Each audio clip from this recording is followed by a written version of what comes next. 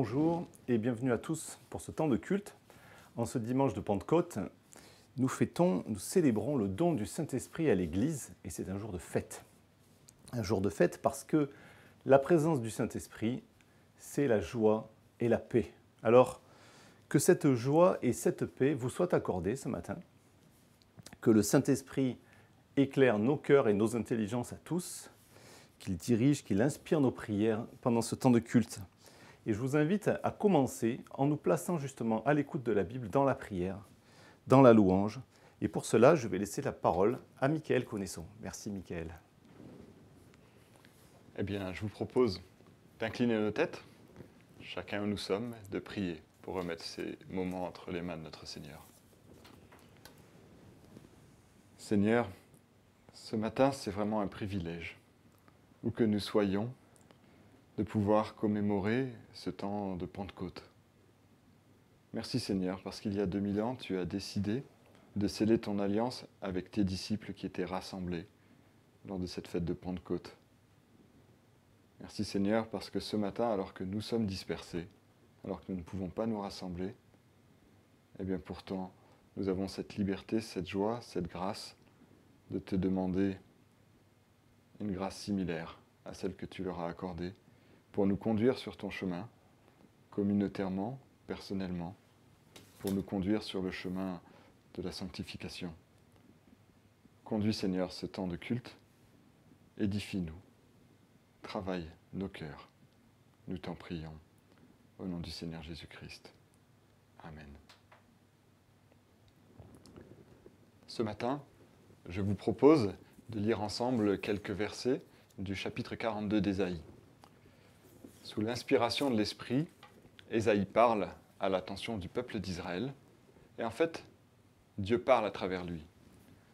Dans ce passage, Dieu utilise son serviteur Ésaïe pour adresser son message au peuple, et ce passage commence au verset 1 par ces 3 mots.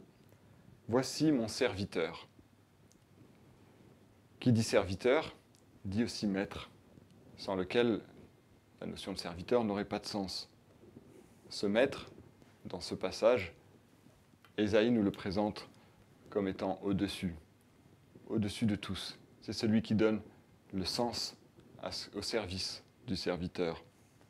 Ce passage parle tantôt du serviteur, tantôt du maître. Et je vous propose de nous arrêter premièrement sur ce que Dieu dit de lui-même à travers les versets 8 et 5. « Je suis l'Éternel, c'est là mon nom. Et je ne donnerai pas ma gloire à un autre, ni mon honneur aux statues.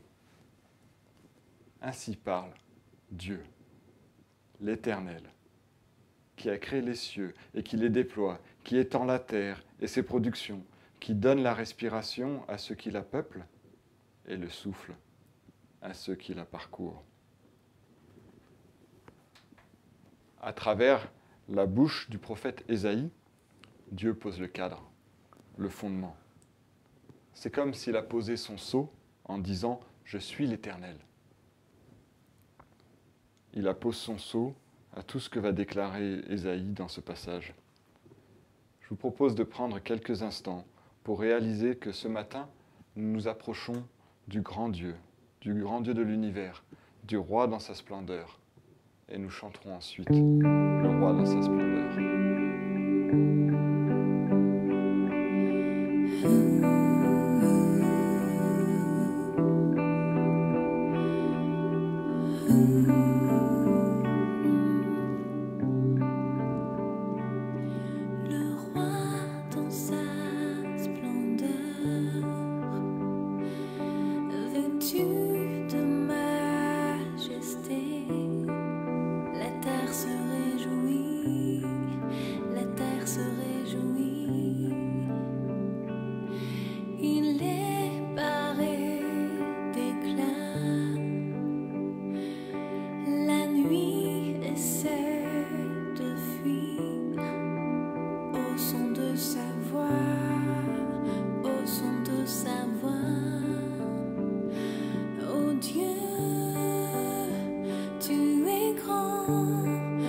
Nous chantons au Dieu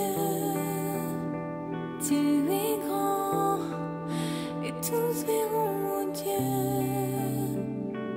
combien tu es grand.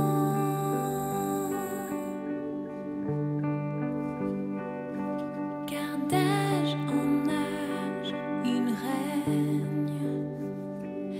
Les temps sont dans sa main. Commencement et fin, commencement et fin. Le Père, le Fils, l'Esprit, Trinité divine, le lion et l'agneau, le lion et l'agneau. Oh Dieu, tu es grand. Nous chantons, oh Dieu, tu es grand, et tous verront, oh Dieu, combien tu es grand.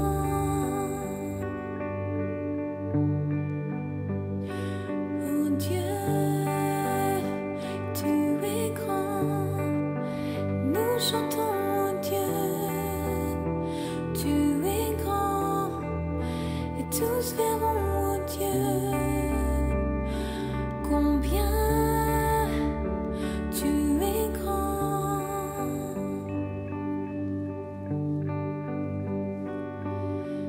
Le plus grand des noms, digne de louange, mon cœur s'écrie, oh Dieu, tu es grand.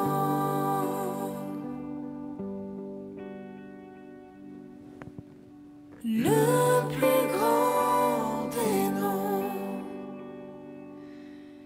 digne de louange, mon cœur s'écrie, oh Dieu, tu es grand.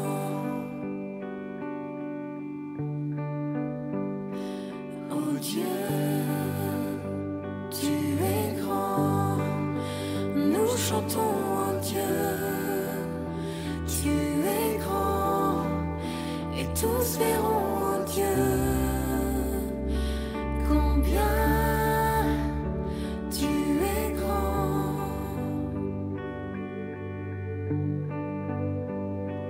Oh Dieu, tu es grand.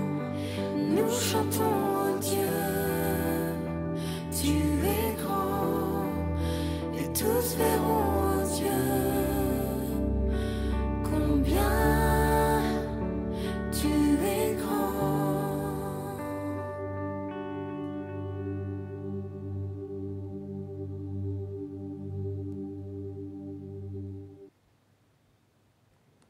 Ce grand Dieu, le roi dans sa splendeur, vêtu de majesté, celui qui règne d'âge en âge, qui tient les temps en sa main, qui est le commencement et la fin.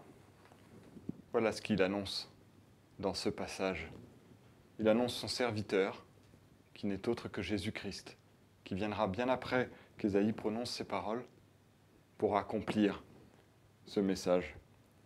Voici mon serviteur, auquel je tiens fermement, mon élu, en qui mon âme se complaît. J'ai mis mon esprit sur lui. Il révélera le droit aux nations, il ne criera pas. Il n'élèvera pas la voix, ne la fera pas entendre dans les rues. Il ne brisera pas le roseau broyé, et il n'éteindra pas la mèche qui faiblit. Il révélera le droit selon la vérité. Il ne faiblira pas, ni ne s'esquivera, jusqu'à ce qu'il ait établi le droit sur la terre et que les îles attendent à sa loi.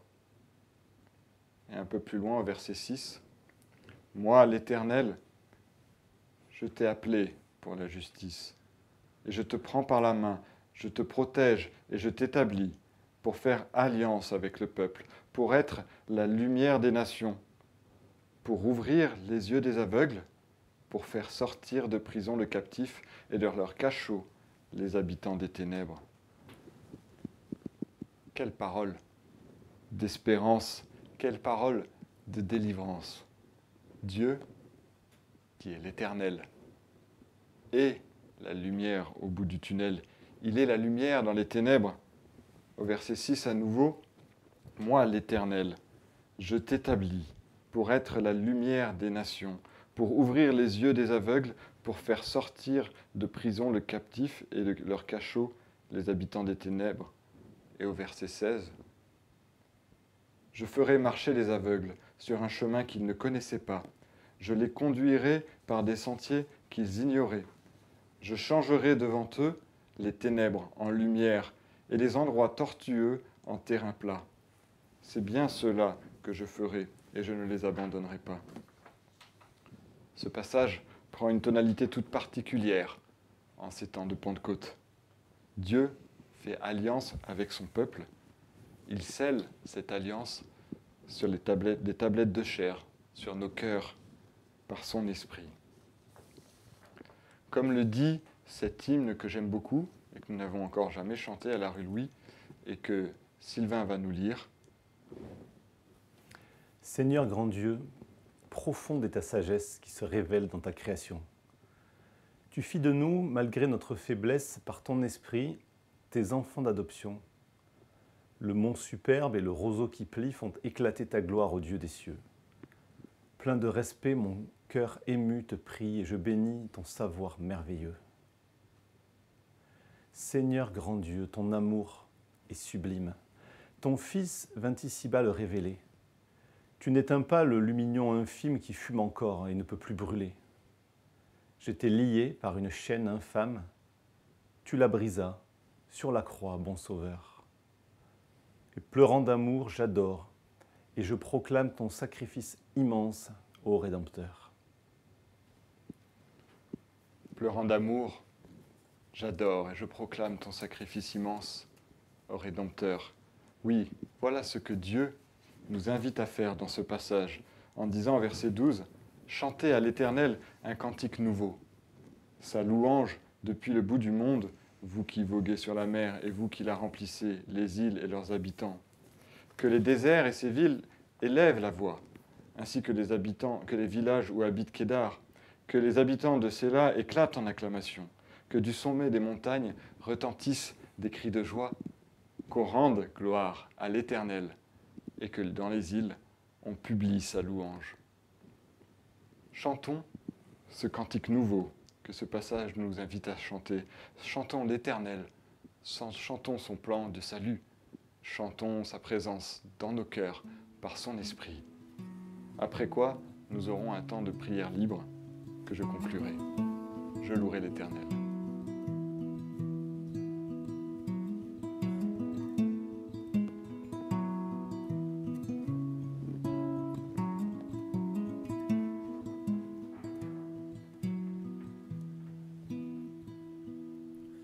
Je louerai l'Éternel de tout mon cœur.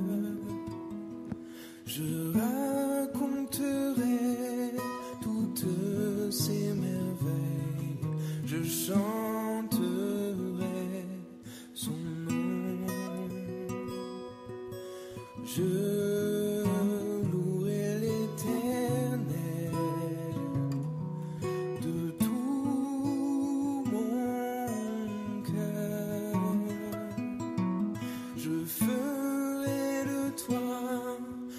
sujet de ma joie, alléluia,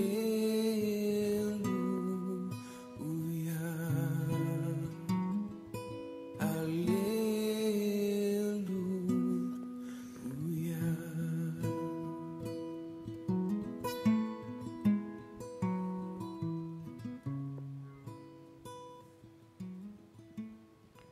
Prions maintenant, là où nous sommes, et élevons nos voix vers Dieu.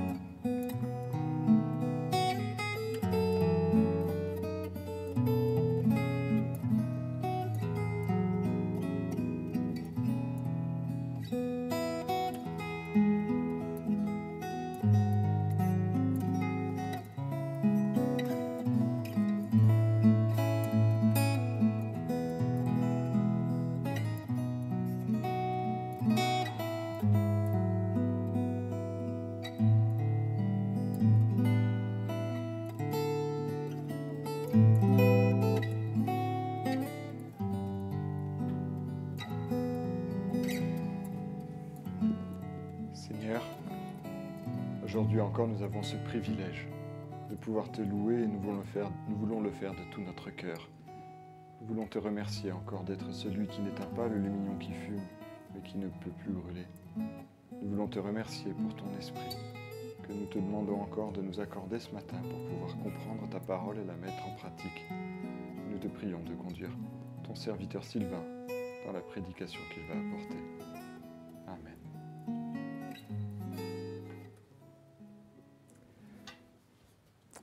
Merci Mickaël.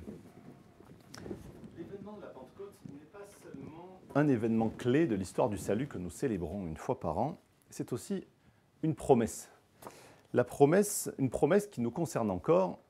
Dieu accorde son esprit à ceux qui placent leur foi en Jésus-Christ. L'Esprit de Dieu, mystérieuse présence. Qui est-il ? Sans doute la personne de la Trinité que nous connaissons le moins. Pourtant présente discrètement dès la création, dans toute l'histoire d'Israël, présente dans toute la vie de Jésus, de sa conception, à son enseignement, à sa résurrection, présente aussi dans l'histoire du salut, la personne du Saint-Esprit nous intrigue. Qui est-elle ? Et on voit par ce rapide survol biblique que la question est énorme, immense. Et je vous propose aujourd'hui de nous arrêter simplement sur ce qu'en dit Jésus lui-même dans l'évangile de Jean. Juste avant la croix, Jésus transmet son testament spirituel à ses disciples. Il les prépare à son départ, il les prépare aux difficultés qu'ils vont rencontrer. Et à ces hommes inquiets, il fait cette promesse « Je ne vous laisserai pas orphelins ». Il y a 15 jours, nous avons médité ces paroles et ce passage de Jean 14. « Je demanderai au Père de vous donner quelqu'un d'autre pour vous venir en aide, qui sera avec vous pour toujours. » C'est l'Esprit qui révèle la vérité. Ce que Jésus annonce ici, c'est la Pentecôte. Au chapitre 16, il va évoquer encore l'Esprit. Et nous allons lire ce passage, et je lis en Jean 16 à partir du verset 7. « Je vous dis la vérité. Il vaut mieux pour vous que je m'en aille, car si je ne m'en vais pas, celui qui doit vous venir en aide ne viendra pas à vous. Mais si je m'en vais, je vous l'enverrai. Et quand il viendra, il prouvera aux gens de ce monde leur erreur au sujet du péché, de la justice et du jugement de Dieu. J'ai encore beaucoup de choses à vous dire, mais vous ne pourriez pas les supporter maintenant. Mais quand lui, l'Esprit qui révèle la vérité, viendra, il vous conduira dans la vérité tout entière. Il ne parlera pas de sa propre initiative, mais il dira tout ce qu'il aura entendu, et il vous annoncera ce qui doit arriver. Il manifestera ma gloire, car il recevra de ce qui est à moi, et vous l'annoncera. Tout ce que le Père possède est aussi à moi. C'est pourquoi j'ai dit que l'Esprit recevra de ce qui est à moi, et vous l'annoncera. » Ces paroles, à la tonalité théologique, visent d'abord à encourager. Le départ de Jésus va permettre aux disciples de recevoir un don nouveau de la part de Dieu.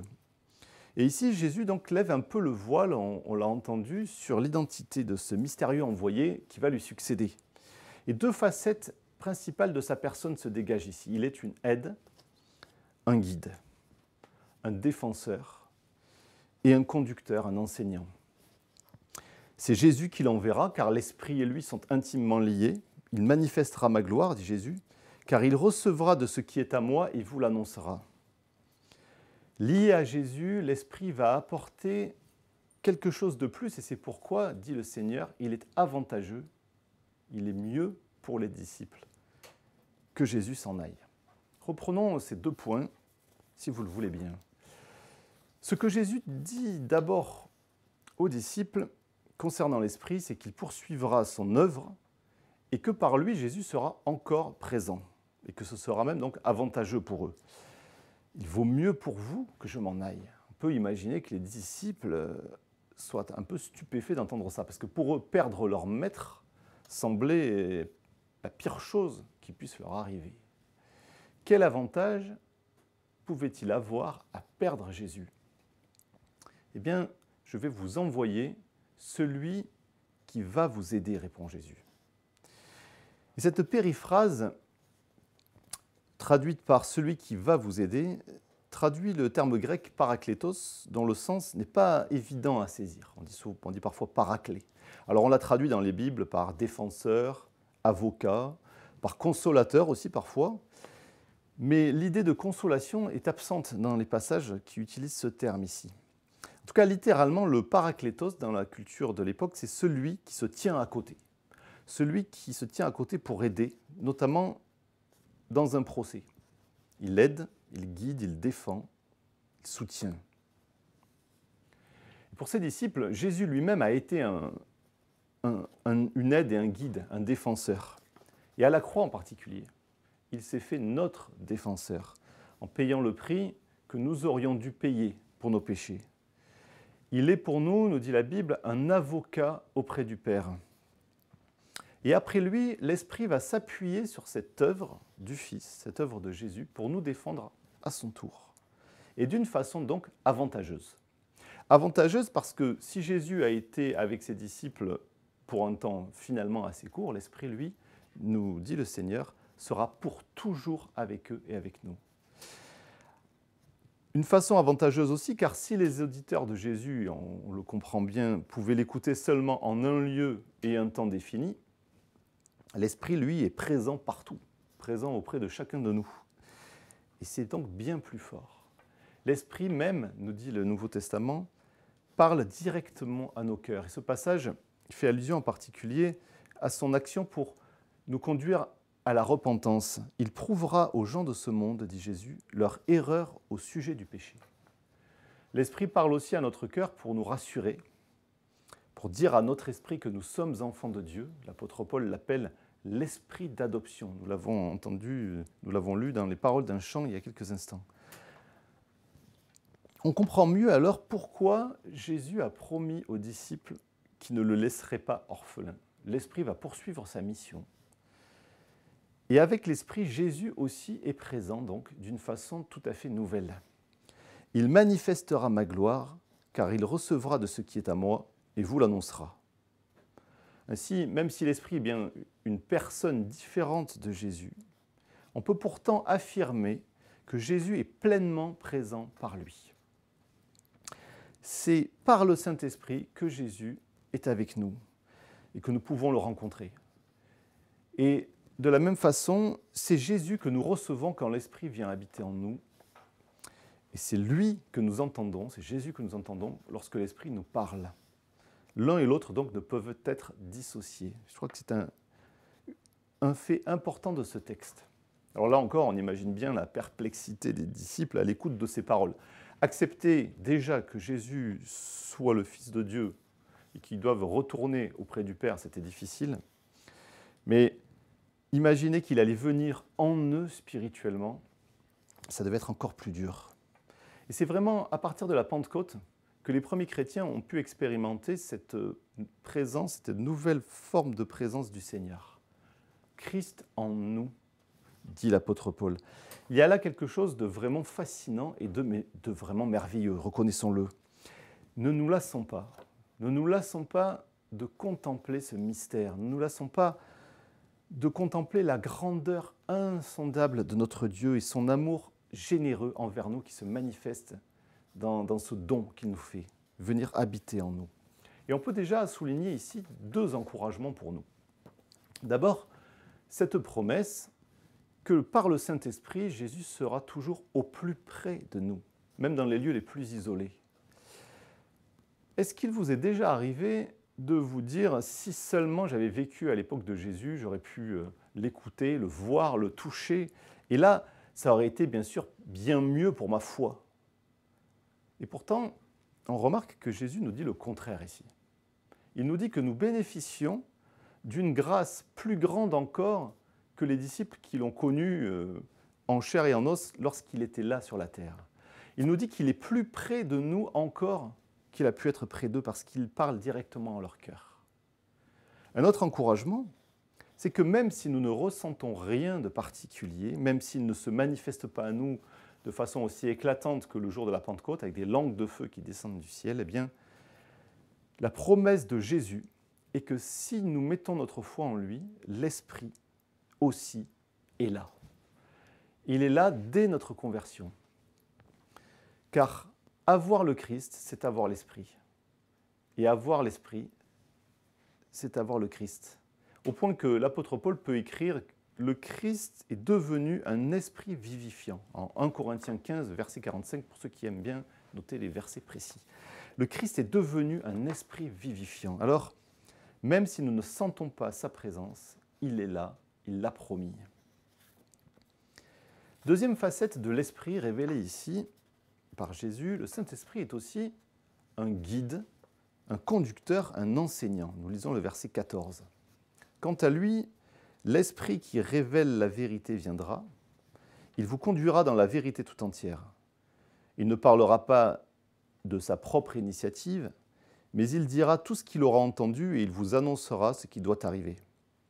Il manifestera ma gloire, car il recevra de ce qui est à moi et vous l'annoncera. Alors je sais que ça peut être un peu décevant, mais cette promesse ne s'adresse pas d'abord à nous, mais aux premiers chrétiens. En Jean 14, Jésus les a déjà rassurés sur le fait que l'Esprit leur rappellerait tout ce que Jésus avait enseigné. Et c'était une garantie pour l'écriture du Nouveau Testament. Et comme l'écrit Pierre dans sa lettre, les auteurs du Nouveau Testament ont été, je cite, poussés par le Saint-Esprit à parler de la part de Dieu, en écrivant ce qu'ils avaient vu et entendu, pour ceux qui ont été témoins, et pour d'autres, ce qu'ils recevaient directement de l'Esprit de Dieu, et c'était le cas de l'apôtre Paul. Et de fait, la promesse de Jésus ici, l'Esprit dira tout ce qu'il aura entendu et annoncera ce qui doit arriver, cette promesse a été réalisée dans la Bible. La Bible qui contient toutes les révélations spirituelles dont nous avons besoin. On peut dire qu'il n'y a pas de nouvelles révélations spirituelles à attendre, car Jésus est le dévoilement suprême de Dieu, l'expression ultime de son être, sa parole. L'apôtre Paul n'a pas de mots assez forts pour dire ça. Tout est dit en lui.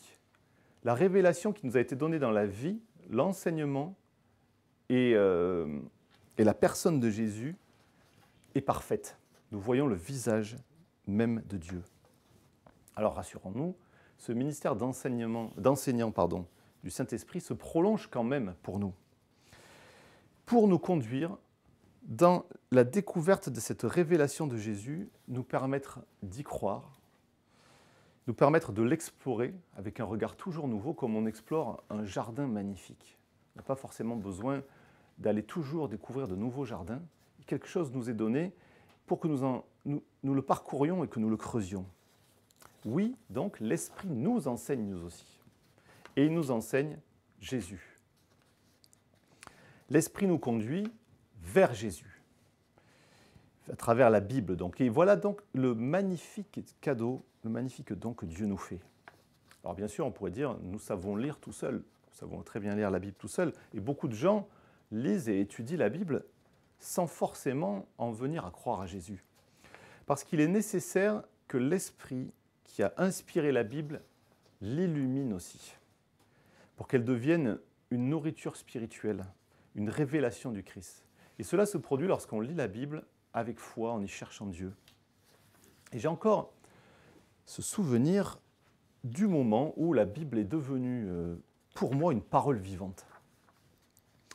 Je crois que j'avais à peu près 19 ans, et jusque-là, lire la Bible, c'était plus un devoir qu'un plaisir. Et d'ailleurs, je ne la lisais pas, ou très peu. Et pourtant, je cherchais Dieu de tout mon cœur. Et je peux dire que la parole de Dieu a été plantée quand même dans mon cœur, à travers des cultes, à travers des camps, à travers des enseignements. Et le Saint-Esprit a fait germer ces graines qui avaient été plantées en moi, qui restaient dans ma tête. Au point que dans certaines études bibliques, lorsque c'était le temps des groupes bibliques universitaires, j'avais vraiment le sentiment que Dieu me parlait en direct. Dans une vie chrétienne, il y a des hauts et des bas, nous le savons. Parfois, la Bible est comme une nourriture nécessaire qui n'a pas de saveur particulière. D'autres fois, notre cœur est touché, bouleversé par tel ou tel verset. Mais jamais l'esprit ne cesse de murmurer. Ne nous troublons pas en pensant que la norme, ce sont ces temps où Dieu nous fait ce cadeau de toucher notre cœur particulièrement. L'esprit, nous dit Jésus, est là pour nous conduire dans toute la vérité. en nous aidant à creuser davantage, à découvrir toujours des aspects nouveaux de l'enseignement et de la personne de Jésus. Or, il y a des enseignements ou des parties de cet enseignement et de cette vie que nous avons peut-être plus de mal à aborder.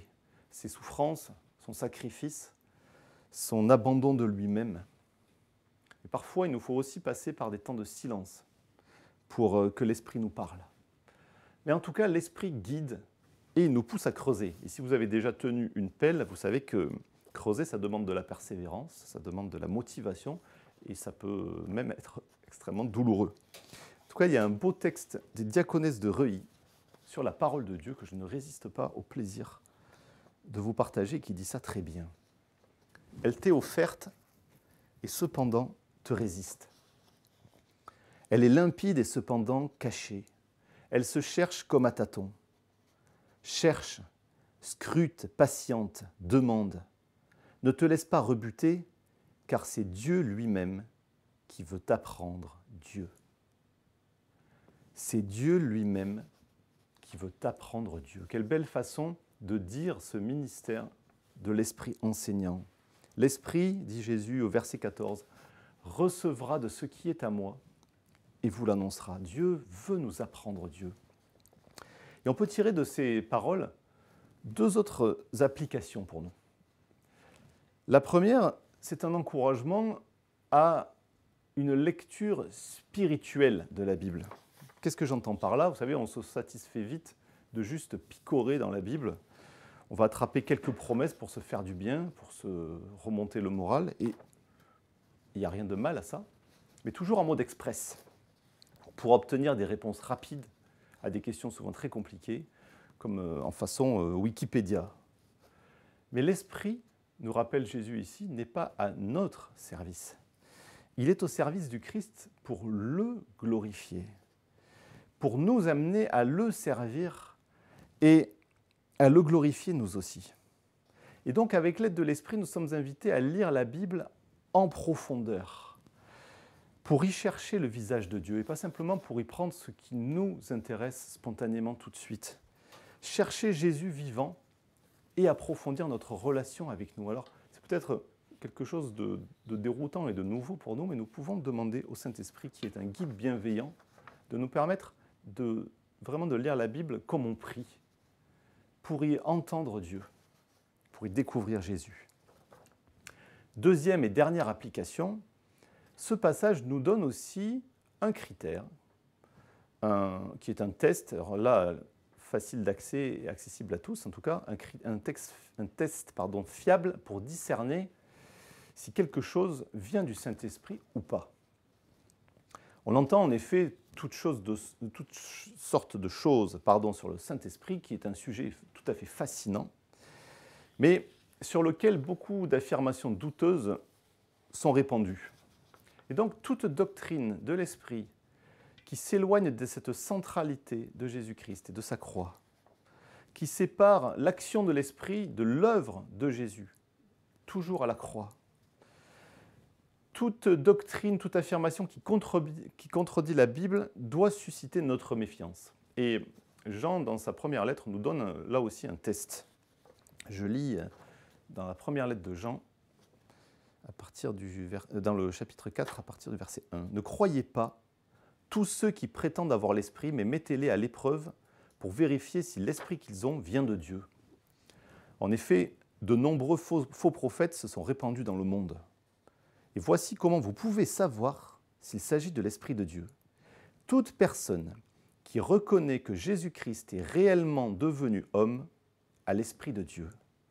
Mais toute personne qui refuse de reconnaître Jésus n'a pas l'Esprit de Dieu, mais celui de l'adversaire du Christ. » Autrement dit, si quelque chose vient de l'Esprit, cela doit nous conduire à Jésus-Christ. Et à ce Jésus-Christ, vrai homme et vrai Dieu qui est révélé dans les évangiles. Toujours en cohérence avec sa parole, afin que nous aussi nous puissions manifester sa gloire en obéissant à ses commandements. Alors, qui donc est le Saint-Esprit?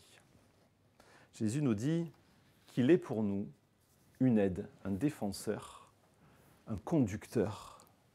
Eh bien, que nous soyons au début de notre recherche de Dieu, ou en route depuis longtemps, enthousiastes ou blasés, ou blessés, ou désabusés, convaincus ou circonspects, ne nous laissons pas troubler ou décourager, nous pouvons demander à l'Esprit de nous vivifier, de nous éclairer, de nous conduire, de faire grandir notre foi.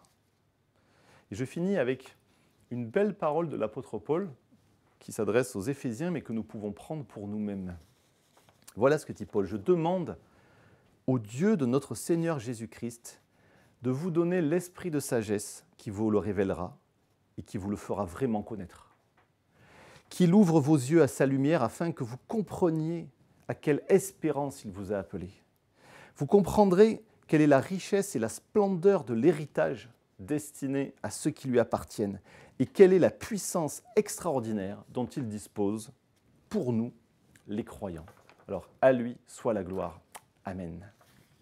Je vous invite à prendre quelques instants de recueillement pour laisser résonner tout ça dans votre cœur et dans votre esprit.